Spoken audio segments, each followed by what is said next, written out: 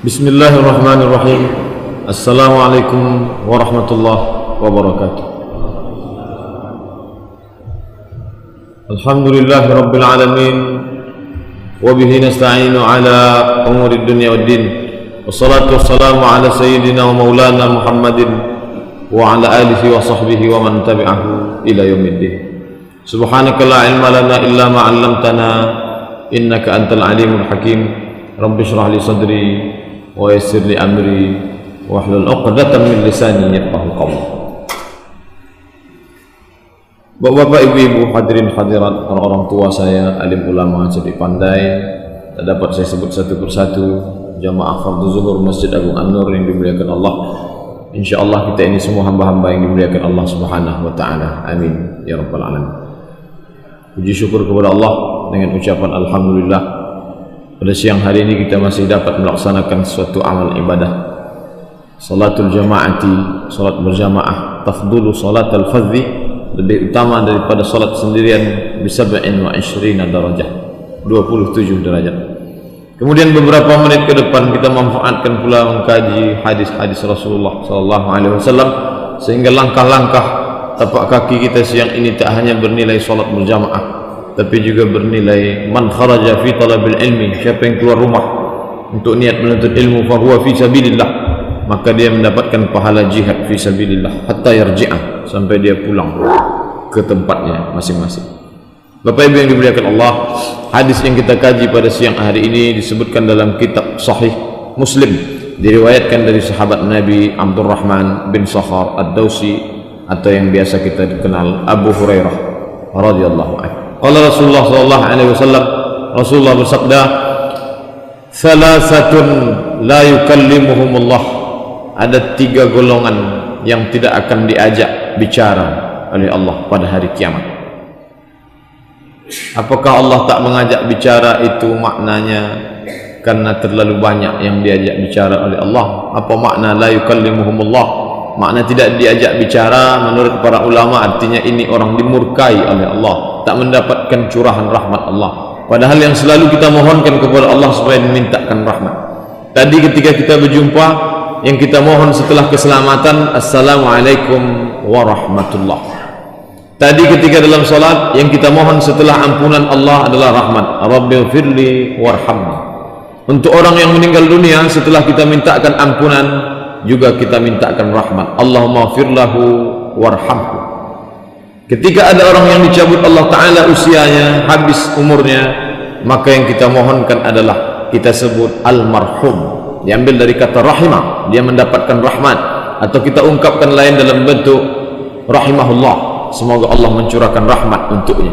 Yang hidup dan yang mati kita mohonkan rahmat. Bahkan untuk Nabi pun kita mintakan rahmat, assalamualaikum, assalamu alayka ayyuhan nabiyyu wa rahmatullah wa barakatuh. Tapi ada orang yang tak mendapat rahmat dalam bentuk ungkapan la yukallimuhumullah, dia tak diajak bicara oleh Allah Subhanahu wa taala.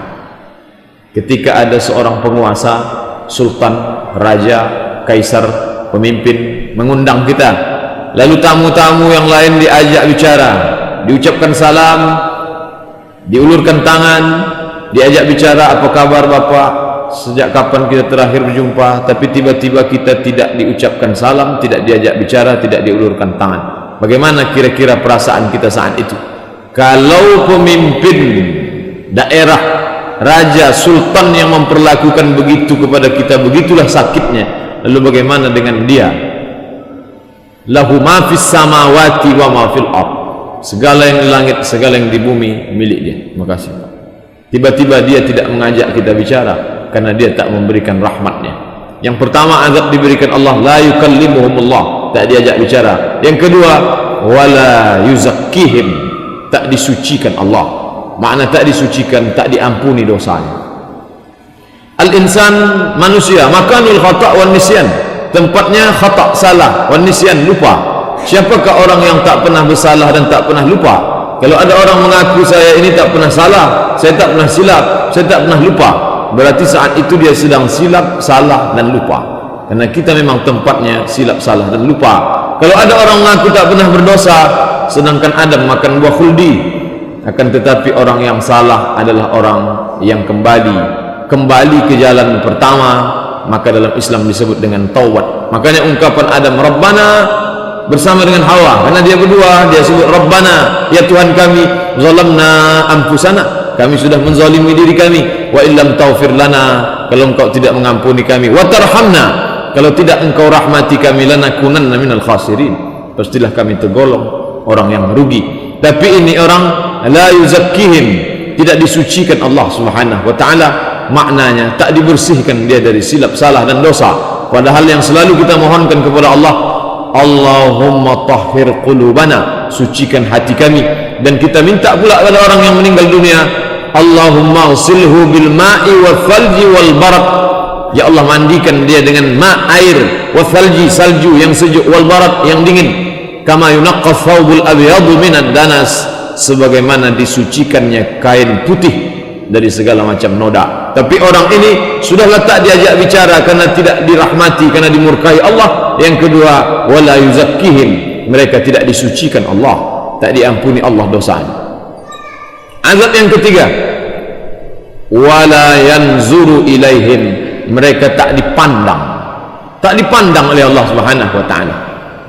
Bapak ibu tentu pernah datang ke rumah orang kaya, ke rumah pejabat, ke rumah orang yang punya kuasa, lalu ketika dia sedang bersalaman, dia asik ngobrol dengan orang lain yang mungkin selevel, satu taraf dengan dia, lalu dia tak memandang. Bagaimana rasanya saat itu? Terpukul, terhina, diremehkan, disepelekan. Ini yang menyepelekan kita bukan pejabat yang ada masa pensiunnya, bukan orang kaya yang mungkin bangkrut susah melarat. Yang menyepelekan dia adalah dia tu'izzu man tasha wa tudhillu man tasha, yang kalau dia berkehendak dia angkat orang naik ke atas, dan kalau dia berkehendak dia jatuhkan juga ke tempat yang paling hina.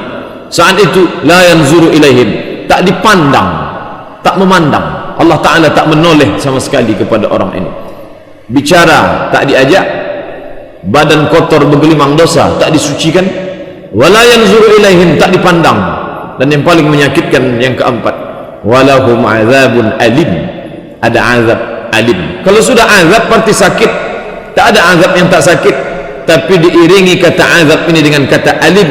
Alam sakit, alim amat sangat sakit. Sudahlah teramat sangat sakit diiringkan dengan kata azab, sedangkan disebutkan kata azab sudah terbalang sakit.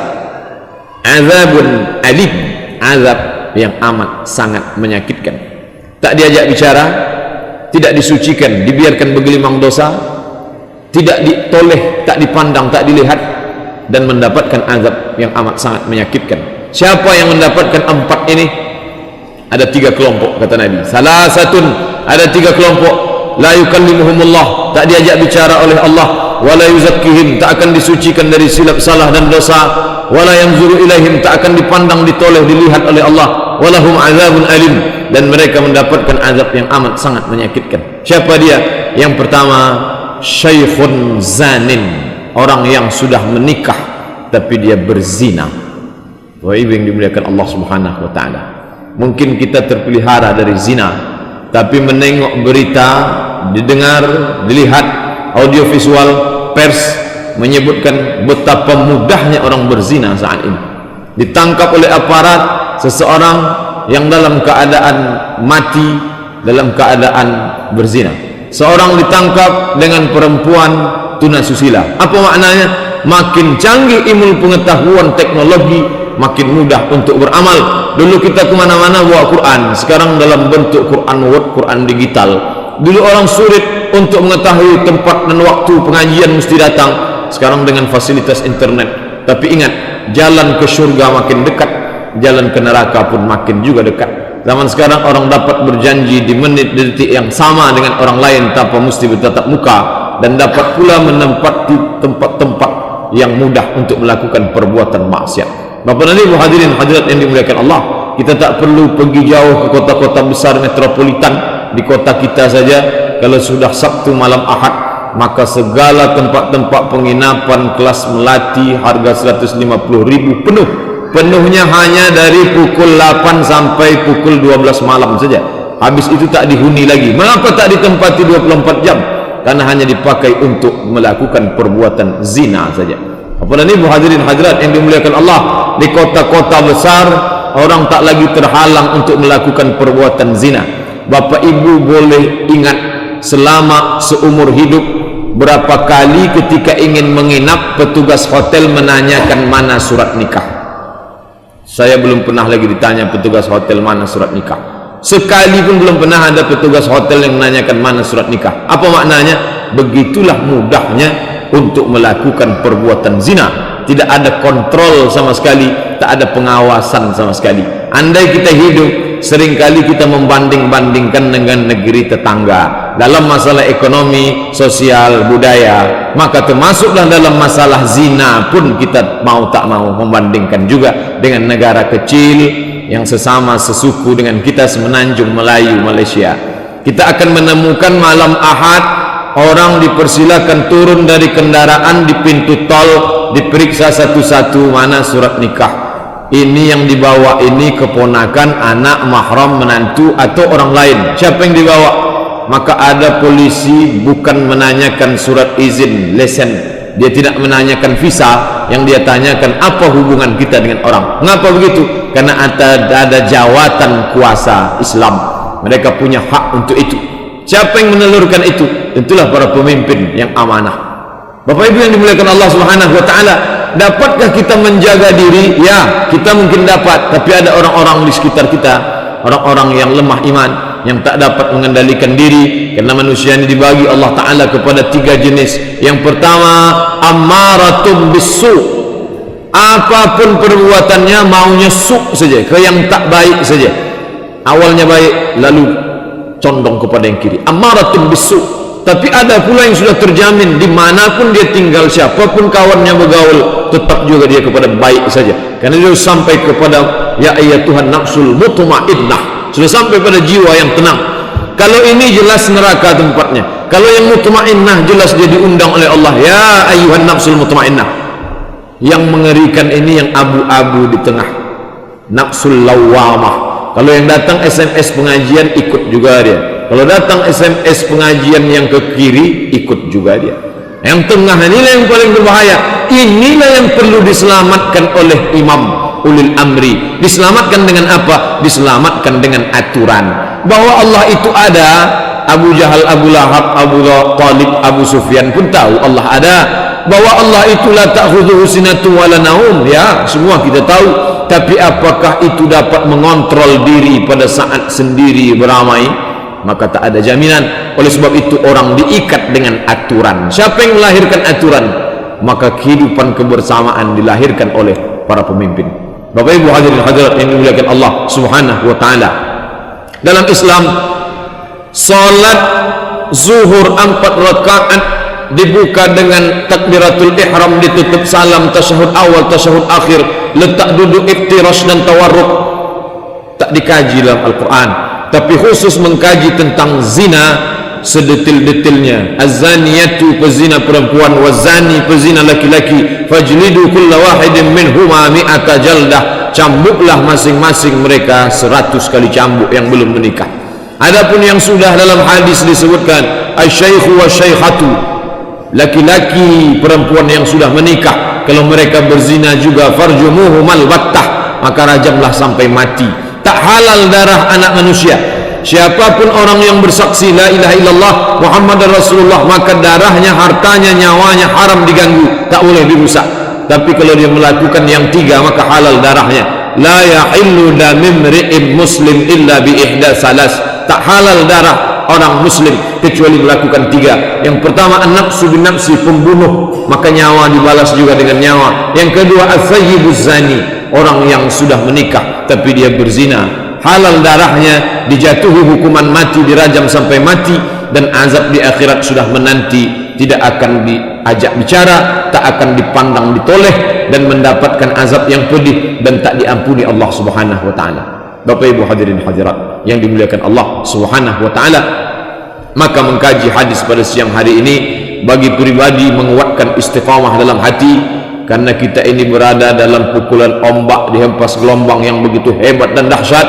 dan kita pula tidak diikat oleh aturan apapun nama aturannya, tak mengikat kita. Kita hidup dalam kehidupan yang sangat liberal, bebas sebebas-bebasnya tanpa ikatan. Kita dapat merasakan itu. Dapatkah kita menyelamatkan diri kita? Insya Allah. Tapi ada orang-orang di sekitar kita yang mungkin tak dapat terselamatkan. Maka umat Islam wajib punya planning ke depan. Insya Allah ini 2013, 2014 umat Islam akan memilih calon pemimpin yang akan mewakili suaranya di parlemen. Kalau tingkat kabupaten, kota, madya, provinsi mungkin akan ada 50 orang yang punya kuasa. Kalau dia katakan akan ada pemeriksaan di hotel-hotel, dapat orang ditangkap dihukum sebat, dia mengatakan 50 ini sepakat mengatakan ya, maka jadi hukum itu. 50 ini mengatakan tidak, maka tidak dapat terwujud itu. Saya hanya dapat menyampaikan lewat khutbah Jumat, saya hanya dapat menyampaikan lewat pengajian subuh, saya hanya dapat menyampaikan lewat pengajian. Tapi yang memilih adalah bapak dan ibu hadirin hadirat yang dimuliakan Allah Subhanahu wa taala. Itulah mengapa dalam ajaran Islam diajarkan idza wusidal amru ila ghairi ahlihi, kalau diletakkanlah amanah itu bukan pada tempatnya, fantaziris sa'at, tunggulah kehancuran. Mengapa yang disebut kehancuran? Karena akan lahirlah aturan-aturan yang tidak mengikat umat Islam. Termasuk dalam kaji yang kita kaji siang ini adalah mengatur, mengikat orang untuk tak terjerumus kepada perbuatan zina. Apa bisa aturan ini dibuat Pak Ustaz? Kita kan bukan negara Islam, konstitusi kita kan Pancasila, ya. Dalam demokrasi semua aturan bisa dibuat, karena suara terbanyak adalah suara Tuhan. Maka kalau yang banyak mengajak berzina, berarti Tuhannya mengajak berzina. Tapi kalau suara terbanyak menjaga untuk tak berzina, itu pun juga akan ketuk palu menjadi tanda bisa. Oleh sebab itu, dapatkah akan ada Satpol PP Syariah yang menangkap orang di taman-taman, yang akan mengamankan jembatan kuning, jembatan Siak 3 jam 12 malam? Bisa. Tinggal lagi kemauan. Kalau umat Islam dicerdaskan, diasah otaknya, program akan memilih orang yang bisa mengamanahkan amanah Allah Ta'ala yang disampaikan pada Ustadz Mubaligh, maka umat Islam tak lagi memberikan suaranya hanya dijanjikan karpet masjid berubah. Umat Islam tak lagi mempan dibawakan, nanti kalau saya yang berhasil menang, saya akan ganti kipas angin menjadi AC. Umat Islam tak peduli lagi pakai AC. Pak, kalau AC kami pun sanggup beli.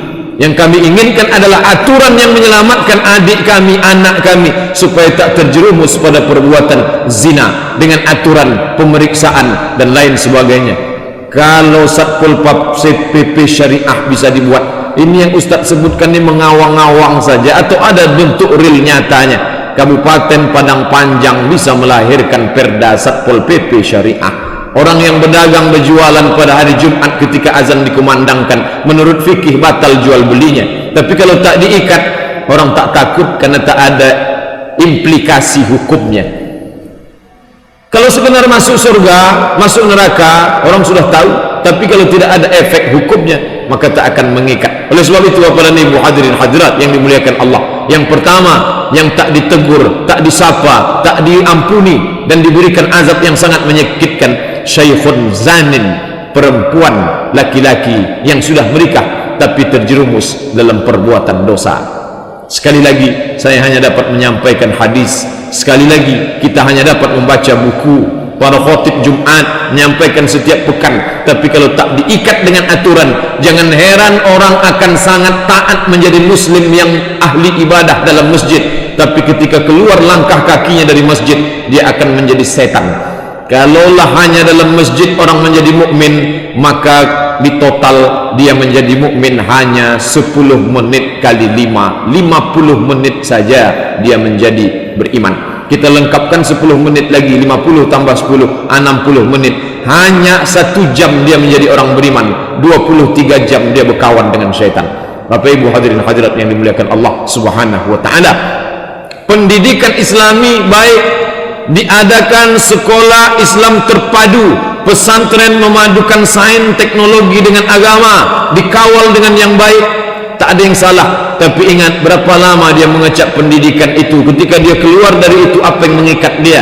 Keimanan yang kuat memang tak salah, tapi ada aturan lain. Kalau cukup hanya sekedar keimanan, mengapa Nabi menerapkan ada hukum ada pemimpin, ada yang dipimpin, ada yang mengawal, ada yang dikawal. Mengapa Umar bin Khattab menyangkat Ummu Syifa sebagai petugas hisbah? Dalam pemerintahan Islam ada yang dikenal dengan wilayah hisbah, petugas keamanan yang mengontrol. Dalam Islam ada yang disebut dengan hukum qisas, ada hukum hudud, ada hukum ta'zir. Hukum hudud disebutkan secara teks dalam Quran, sedangkan kalau tak cukup syarat maka dijatuhi hukuman ta'zir, yaitu hukum yang memberikan efek jerah. Bapak Ibu hadirin hadirat yang dimuliakan Allah, mudah-mudahan kita, keluarga, sahabat, handai tolan, lingkungan dapat terjaga dari yang pertama, yaitu syaikhun zanin, orang yang sudah menikah tapi terjerumus dalam perbuatan zina. Yang kedua, siapa orang yang tak ditoleh, dipandang, tak diajak bicara, tak disucikan dan diazab Allah SWT? Yang kedua, malikun kazzab, malikun raja, penguasa, sultan, pemimpin, atasan, kazzab, pendusta. Kalau orang kecil berdusta, yang akan menerima efeknya hanya dirinya saja, orang-orang yang berada di bawah kuasanya. Kalau kepala keluarga berdusta, maka yang menerima efek dari bohong dustanya itu adalah istrinya, anaknya, menantunya, pembantunya, orang yang berada dalam wilayah kekuasaannya. Tapi kalau sudah malikun, raja, maka semua wilayah kekuasaannya akan mendapatkan, baik itu baik maupun yang tak baik. Ketika yang menjadi pemimpin mereka saat itu adalah Umar bin Abdul Aziz, maka yang mereka dapatkan adalah kebaikannya. Apa kebaikannya? Dari mulai San'a sampai ke Darul Bayda hilang semua mustahik zakat, semuanya orang-orang yang mampu. Tapi ketika yang berkuasa adalah malikun kazzab, raja yang pendusta, maka efeknya dirasakan oleh segenap lapisan masyarakat. Orang tak dapat mengecap pendidikan yang layak, pelayanan kesehatan tinggi biayanya, maka segala sesuatu tak dapat lagi saling tolong menolong. Bapak dan Ibu hadirin hadirat yang dimuliakan Allah, maka dalam Islam itu diajarkan ada kepemimpinan yang diatur dengan aturan yang sangat baku. Sampai-sampai ketika Nabi SAW meninggal, yang pertama mereka urus di Saqifah Bani Sa'idah, berkumpul para sahabat. Ada yang lebih penting dari pemakaman Nabi. Apa dia? Mengangkat pemimpin pengganti Nabi SAW. Para orientalis membahas, orang-orang yang mengkaji studi Islam, Islamolog, para pemikir yang mengkaji Islam mengatakan parlemen pertama di dunia ini adalah Saqifah Bani Sa'idah, ketika berdebat antara Muhajirin dan Ansar ingin mengangkat pemimpin. Mengapa pemimpin yang mesti diangkat? Karena ketika kepemimpinan itu runtuh, maka agama Allah Subhanahu wa taala tak dapat ditegakkan. Islam tak dapat ditegakkan oleh seorang khatib Jumat. Islam tak dapat ditegakkan oleh seorang ustaz. Apa buktinya? Saya pribadi sebagai anggota Badan Amil Zakat bagian seksi pengembangan sudah bolak-balik masuk kantor, keluar kantor menyampaikan sosialisasi zakat. Adakah hasil yang signifikan? Bukan bercerita tentang putus asa, tapi kalau pemimpin yang langsung potong atas, maka bapak ibu pergi, tak perlu jauh-jauh Kabupaten Kampar, tengok sebelah kiri Masjid Islamic Center Bangkinang, terparkir mobil ambulan mewah gratis. Dari mana itu? Badan Amil Zakat. Langsung. Itu baru PNS-nya saja, belum lagi dunia usaha, belum lagi pekerja swasta, belum lagi orang-orang kaya yang punya kebun yang banyak. Andailah dapat diterapkan ketuk pintu, hitung langsung seperti yang ada pada zaman Nabi, pada zaman Abu Bakar Siddiq. Apa yang mereka lakukan? Firman Allah, khudh, ambil, dalam bentuk kata perintah, ambil, khudh min amwalihim, ambil harta mereka, sadaqatan sebagai zakah, tutahhiruhum, mensucikan harta, wa tuzakkihim, dan membersihkan mereka. Tapi itu tak dapat dilaksanakan oleh seorang ustaz, alim ulama. Siapa yang dapat melaksanakan itu? Malik, raja. Tapi ketika raja itu malikun kazzab, raja yang pendusta, maka azab 4 sudah menanti. Tak diajak bicara, tak akan dipandang, tak akan disucikan. Walahum azabun alim, azab yang sangat menyakitkan. Bapak ibu hadirin hadirat yang dimuliakan Allah. Oh, kalau begitu kepemimpinan politik itu haram dalam Islam? Tidak. Bahkan dalam Islam diajarkan sab'atun yuzilluhumullah, ada 7 naungan yang akan mendapatkan naungan. Pokok kayu tumbang, masjid roboh, gedung-gedung hancur semuanya. Jangankan masjid pokok kayu, sedangkan bukit-bukit kal ihnil manfush, seperti bulu kambing ditiup angin. Bulu kambing yang dicukur letakkan di atas tikar, lalu kemudian datang angin kencang meniup, 1 kali tiupan habis. Begitulah bukit-bukit. Kalau bukit saja seperti bulu kambing kal ihnil manfush, bulu kambing ditiup angin, lalu bagaimana keadaan kita saat itu? Di mana kita bernaung? Tak ada tempat bernaung.